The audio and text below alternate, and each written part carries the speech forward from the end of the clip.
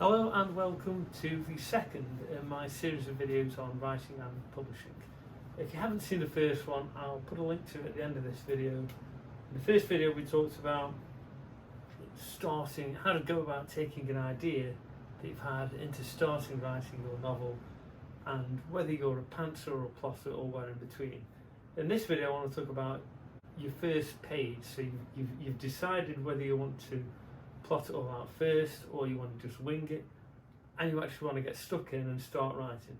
Now, the first page is really important. The first paragraph is even more important, and the first line is even more important than that. You've got to engage your reader from the start. You've got to make that first sentence make somebody want to read the second sentence. And that's important whether you're wanting to go through a literary agent and a publisher and get traditionally published, or whether you're looking to publish it yourself through Amazon's KDP program or one of the similar services you can use out there.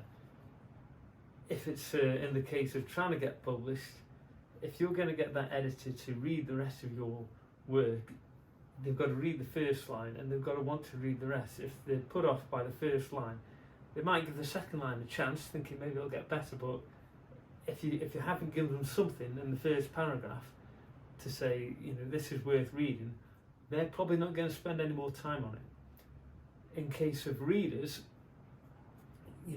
someone's looking on Amazon for a book, you've got a great cover, you've got a great blurb, an interesting title, and they think, yeah, I might buy this. Click on the look inside and they read your first couple of sentences and it's boring, it's not interesting. They're probably not going to read the rest of the look inside, and then they're not going to buy the book. So you've really got to get the start right. Now, as I said in my first video, I've done a few creative writing courses and I've written quite a lot of novels. And I've picked up a lot of reader feedback on what people like and don't like, and although it's not universally the case, the thing that people don't tend to like is early on massive expositional info dumps. People don't really want big prologues that spans out years of lore and explains the history of this world that you've created. That tends to be something which most readers don't want. And what we talk about in the creative writing course is the term that people use and the people like you to aim for is something we call in media res. And what that means is starting straight in the action. It means you don't necessarily give the reader any information about the world, the characters, the lore, the world building, none of that. You just take a situation, a scene, a conflict, maybe something that's got some interest, and you literally tell the story of that scene without any of the lore or backlog. And that is actually much more engaging and much more interesting for readers. If you think about it, if you were walking through town and you turned a corner and you saw a chap running down the street and 2 or 3 blokes running after him, chasing him, and he was running away, you'd immediately be interested in that situation. What would you want to know? You'd be thinking, why is that man being chased? And you'd be thinking, is he going to get away? You wouldn't be interested in who he was, what his name was, where he worked, where he was from, the names of the people chasing him, what they do for a job, where they're from, you wouldn't be interested in that stuff. The two main things that you're interested in are the why and the outcome. And I think that's true of a lot of situations. If you see, if you're driving down the motorway and you see a car accident, your immediate question is, how has that happened? Why is that car on the side of the road? And are the people all right? That, again, that's the why and the outcome are the two things which are the most engaging and the most interesting to your reader.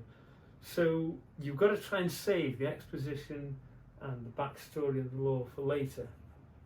Keep it simple, keep it interesting, and try and make that first sentence so that within it you've got certainly the first few sentences, some sort of question which somebody's going to want to know the answer to. In the case of the guys running down the street, it's, are they going to catch him? Why were they chasing him? You want to generate that interest with that question. And then as the scene unfolds, you're going to start to answer some of these questions. And as you're writing your novel, you'll find that throughout the book, you probably want to continually be presenting your reader with questions and answers, usually more questions than answers, at least up until the conclusion. But even on that first page, you should be starting in media res, and you should be giving people a question and then answers all throughout that first scene.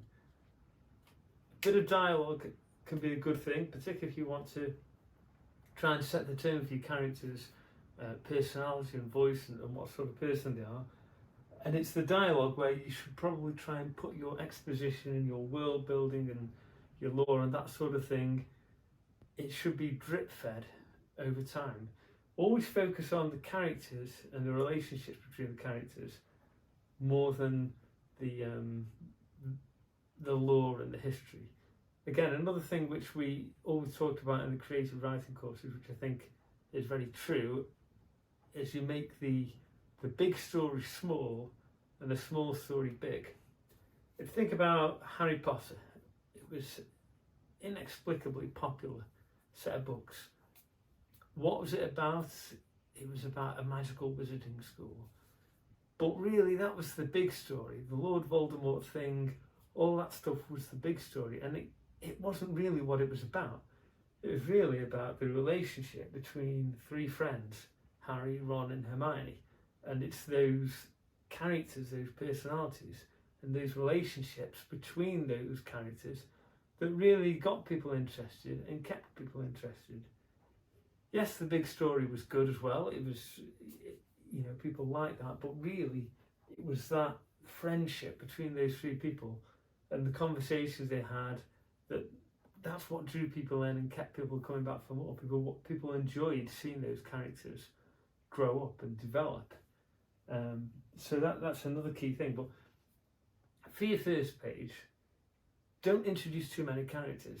You really want to give people one or two, maybe three characters to sort of focus on. If you start introducing a massive cast of characters at the start, it's too much.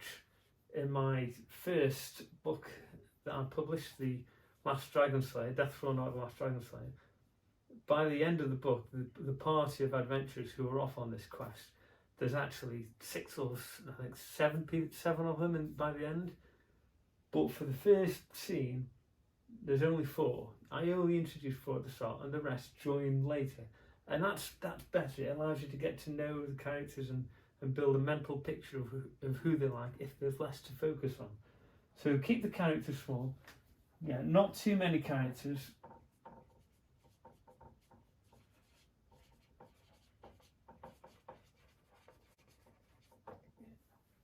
Give your questions with your answers. Just go straight into the action. And that's really the mainstay of starting your novel. Start the action, give questions that the reader's interested in finding out the answer to, and drip feed the answers. Try and keep your exposition down. Don't give massive info dumps. You really want to trickle it out through dialogue if you can. And at least at the start of the novel, don't introduce too many characters. Keep it simple, 2 or 3 characters, and try and keep that one scene interesting. Don't put too much different things going on at the start. And that's really the basis. And once you've got that first page down, that first paragraph down, you want to read that back several times, get some friends to read it who you trust, and edit it to death. Then put it down and leave it for a couple of weeks and don't think about it. And then read it back again and see how you feel about it, because you want to get that first bit right, the start, the opening, because that's going to be the foundation upon which you're going to build the rest of your novel. And if that's not right, it's going to cause you a lot of problems later on. And that's more or less it for the opening of your novel. That's pretty much all I have to say on it. I'll see you again at the next one soon, hopefully.